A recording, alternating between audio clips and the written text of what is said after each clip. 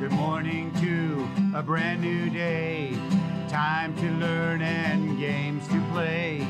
Learning things is so much fun. Learning is good for everyone.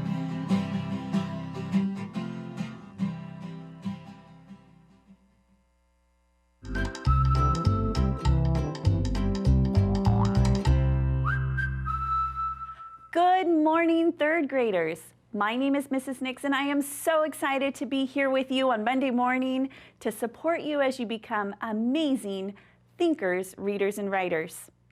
What fun thing did you read over the weekend? I would love to hear about it. And you know what? If you share with me something that you've been reading, there's a really easy way to do it. Do you see that address that's going to pop up right here on the bottom of the screen? There it is.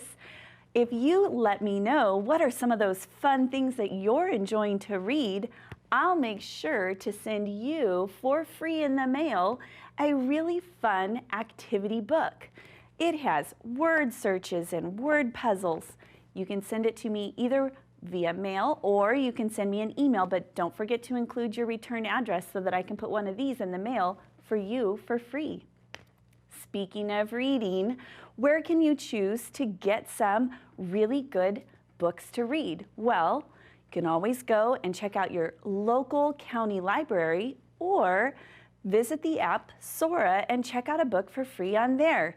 In Fresno Unified, we love to celebrate our top schools who are checking out books using the Sora app, and we count down the top 5 every week. So in 5th place this week, we have Turner Elementary. So great job, Turner. Again, super easy to get your school up here on our countdown top schools. You simply just need to check out those books on Sora and maybe tell a friend or two to do the same that's in your class, and we can do that. All right, let's get started this morning. I have 3 things that we're going to go through this week and practice all week long. We're going to look at and review compound words. We're going to practice some syllables and then finish up with a little bit of comprehension around root words.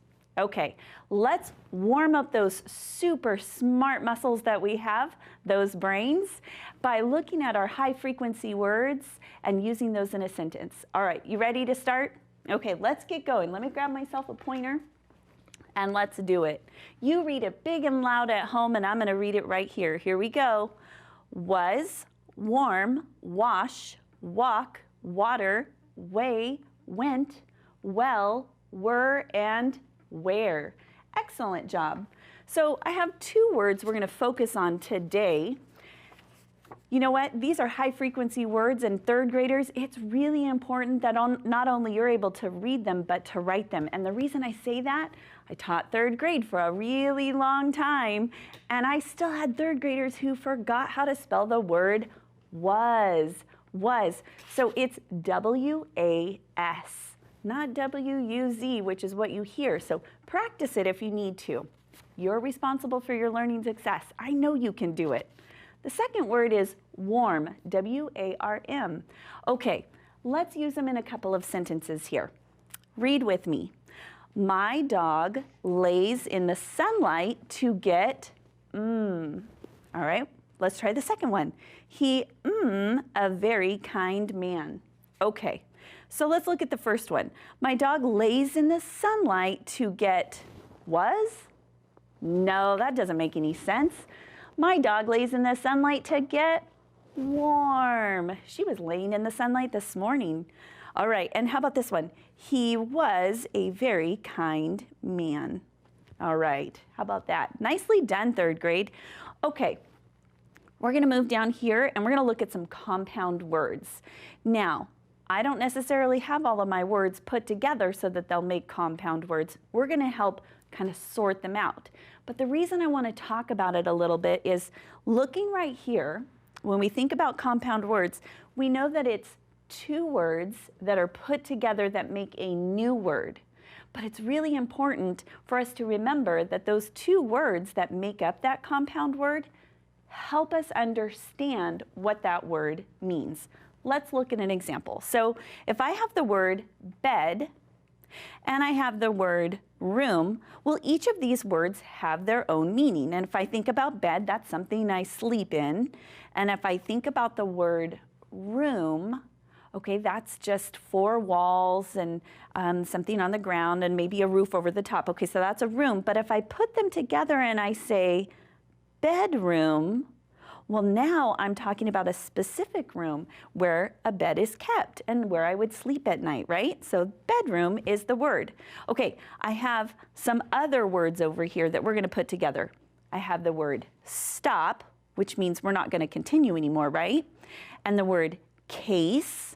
Now think about if you're putting something inside of a case to carry it around like a bag or like a box or something like that, but you're going to gather things together. A light, so think about like sunlight or a light from a light bulb, and book. Okay, and so picture a book, that's something that you read, right? So all of these words have their own meaning. Well, what if I put stop, which means we're not going to go anymore, and I put it with light? If I know what stop means, that means I'm not going to go anymore, and light, and I can picture what a stoplight is. Do you see how we did that? Okay, now case book doesn't make any sense, so what if I switch these around and I think about a book and something that I carry something around in or put together, a bookcase, that's where I store my books. So a bookcase is with all the shelves and things for us. So those are examples of compound words. All right, our next thing that we're going to practice are syllables. And I want to talk about this. So when a word ends with a consonant followed by LE, the consonant plus the LE usually form the last syllable of the word. Okay, so here are some examples. So here is the word drizzle. So you can see right here that we have a consonant and an LE. So this is actually our final syllable, drizzle. Now, if we look down here, I kind of put a little cheater note for us because ul can be spelled L-E-E-L, A-L, and I-L. So I have some examples here. So channel, you can see ends with E-L, and I can take that final consonant and put it with the E-L, and now we have channel. So two syllables. Look at this word here. Total has that final consonant. I'm going to move the beginning over. Total, two syllables. And our last one ends with an IL, and so we have the word pupil. Pupil. A pupil is just the center part of your eye. Okay, let's go through and practice some of this. Oops, did I get that over far enough? Perfect. Okay. So looking at some of this, we're going to go through and we're going to practice some compound words, and it says, read each sentence and circle the compound word and write the two words that make that compound word up. So help me out. Let's read it together. My sister's birthday is next Friday. Do you see the word that's the compound word? Yes, birthday is a compound word. What two words are in birthday? You got it. Birth, that's the day that you're born, and day. Oh, look at there. Birthday. It's the day you're born. Okay, how about this one? I helped my father build a birdhouse. Okay, you see it too. Good job right there. Birdhouse. What are our two words? You've got bird, which is those little creatures that fly in the sky, and house, which is something someone lives in. But when we put those together, now we're talking specifically about a house that is for birds. Perfect. And the newspaper is on the front porch.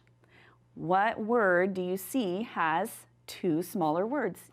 Yes, newspaper. What are the two smaller words? You got it.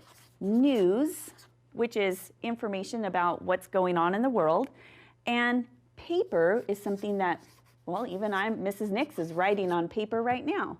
So if I'm looking at a newspaper, I'm looking at a paper that has information about what's happening in our community or within our world.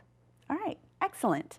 Let's look down here and practice a little bit with those final syllables, remembering those words that end with L-E, E-L, A-L, or I-L. And it says underline the word that has that consonant plus those final syllables, L-E, E-L, A-L, or I-L, and then circle that final syllable. So looking here, we have local and lock. Okay, local has it, so what would be the final syllable? You got it, C-A-L. Don't forget, you want to include that final consonant. Then we've got tool and total. Yes, total has that A-L. Don't forget the consonant. There's your final syllable, total. Good. And then we've got able and also. Yes, able has that L-E. Don't forget the consonant, which is the B. And then you've got able, two syllables. Great, nicely done.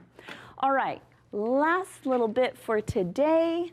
We're gonna look at and practice some root words. Now, what's a root word? A root word is the simplest form of a word. A root word is a word to which no prefixes, suffixes, or inflectional endings have been added. So what are we going to be looking for? We're going to look for those prefixes, and I've kind of put some cheater notes up here so we can remember together that prefixes come at the beginning, like un, re, dis. Suffixes, they're found at the end of a word, like full, ness, able. And inflectional endings would be like ing or ed. Okay. So now let's look. We have a little information. Let's look at our sentence here. The math teacher's specialty is fractions. Okay, if I don't know the word specialty, I can find my root word, and if I know what my root word is, it can help me understand what this longer word is. So specialty, I'm gonna look. Do I see any prefixes? Nope, I don't see any prefixes. Do I see any suffixes? No, but I do see some inflectional ending. I'm going to take the ty off, and now I have what's called a root word, and the word is special. And I'm going to think to myself, do I know what special means? Yes, special just means it's one of a kind, right? So if I think about one of a kind, something that's very unique, when I go back and I apply it to my sentence, the math teacher's specialty is fractions. That simply means the teacher knows that one the most. All right, boys and girls, thank you so much for hanging out with me today as you're getting ready for school. Remember, you are responsible for your learning success. So listen, ask questions, and share your ideas, because together we can do so much more. Have a wonderful afternoon. I can't wait to see you back here tomorrow. Bye-bye.